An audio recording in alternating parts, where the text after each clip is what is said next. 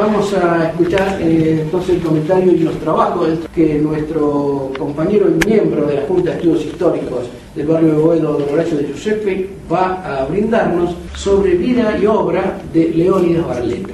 Horacio, tenés 15 minutos. Manifiesto de superioridad, y como esa era una, digamos, no acusación, pero era una cosa que quería delegar el Grupo Florida, que quería destacarse Boedo por encima de toda actividad de intelecto, decidieron que se pusiera Grupo con minúscula, justamente para que significara eso una prueba de alguna manera de humildad. Fue un acuerdo que se hizo entre Barletta, Zamora y Castelnuovo. Entonces, el trabajo que vamos a escuchar ahora es el que pertenece a la señora Alicia Larriategui y se titula Desde mis raíces. Muchas gracias. Yo, cortito, quiero presentarme. Yo soy Alicia Larriategui, fui muchos años miembro de la Junta de Estudios Históricos de Boedo. Me retiré por otros compromisos laborales, pero quiero dejar aclarado que tengo los mejores recuerdos de los momentos compartidos y el mayor cariño por todos sus integrantes. Bueno, yo fui directora de la escuela Martina Silva de Gurruchaga, que creo que los que somos de Boedo la conocemos, ahí en Boedo 657, y entonces mi crónica se basa en todos los acontecimientos desde su fundación hasta la fecha. Pero no hago yo la crónica, sino que está contada, son las vivencias que tiene un árbol de Boedo. Un árbol que fue plantado a fines del siglo XIX. Entonces, como nos apura un poco, voy a empezar a leer un poco voy a leer, otro poco voy a comentar. Bueno, habla el árbol, no yo. Sentí una gran soledad. El silencio era impenetrable. Mamá Lluvia y papá Sol me ayudaron a crecer y en poco tiempo había alcanzado una respetable altura. Era un joven con un cuerpo esbelto y una copa, debajo de la cual los niños y adultos se cubrían en los días muy soleados. Los años fueron pasando. El silencio se fue poblando de voces, gritos y silbidos de arrieros y reteros. Años más tarde se instalaron los primeros comercios. A los horneros y lecheros le siguieron los almaceneros, los sastres y otros negocios que le fueron dando su característica al lugar. Todo era nuevo para mí. Recuerdo una mañana del año 1898 me sobresaltaron las voces y risas de un grupo de niños. Miré asombrado y vi que a escasos pasos de Avenida Independencia y Boedo, lugar en el que me habían plantado, se había inaugurado una escuela.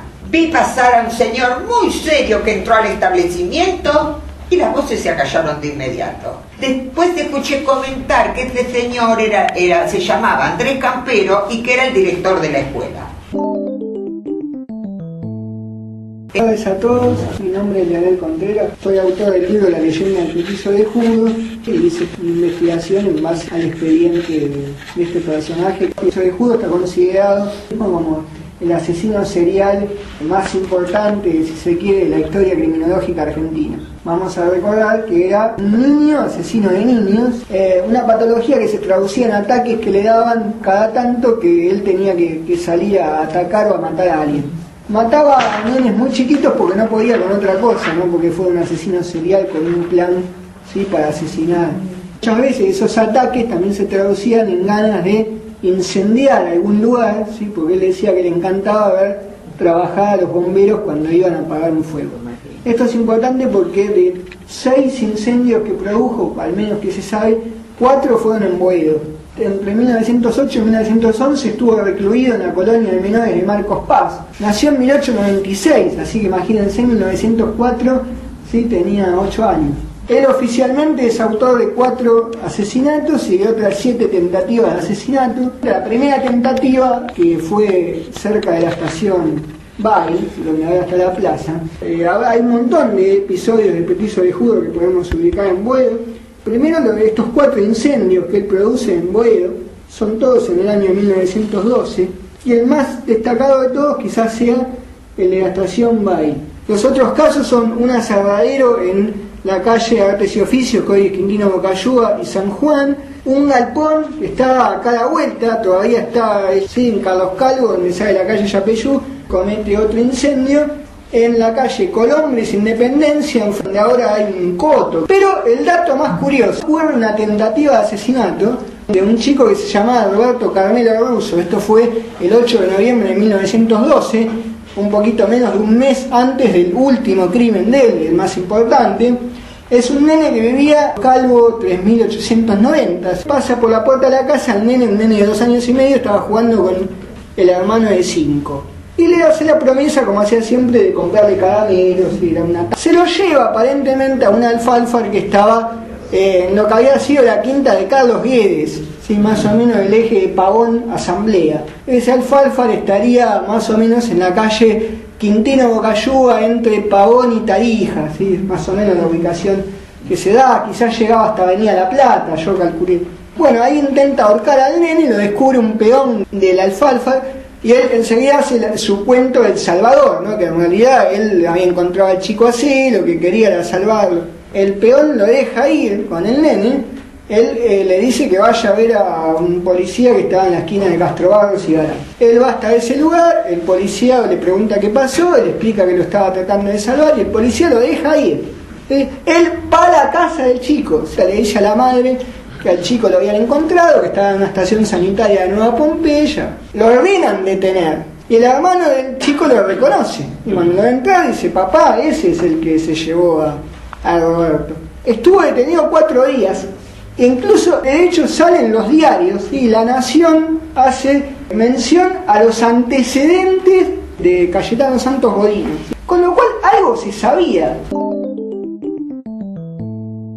A la señora Ana María Cesari, que con su grupo han creado, generado, estudiado y analizado el tema que han llamado anacarsis entre Boedo y la... Buenas tardes. A partir de un documento que encontramos, decidimos iniciar un trabajito que, más que la biografía del individuo que vamos a tocar, es una excusa.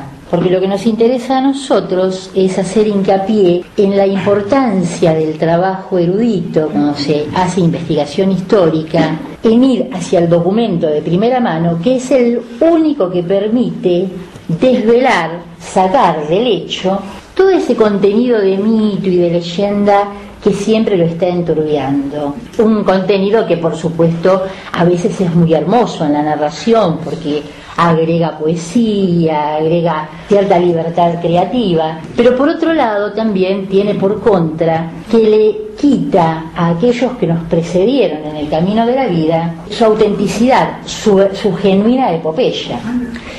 Muy interesante, porque están hablando casi de la prehistoria de Boedo. Y sí, porque si tenemos prehistoria cuando no tenemos documentos, estos documentos son muy precarios. No, pero hay documento. Por ejemplo, estos documentos, y no sé, yo ya llevo hecho, la próxima a publicarse, un relevamiento de toda la zona. Y he llegado hasta el 1740 y este documento particular abre la puerta, digamos, a otra asociación de documentos.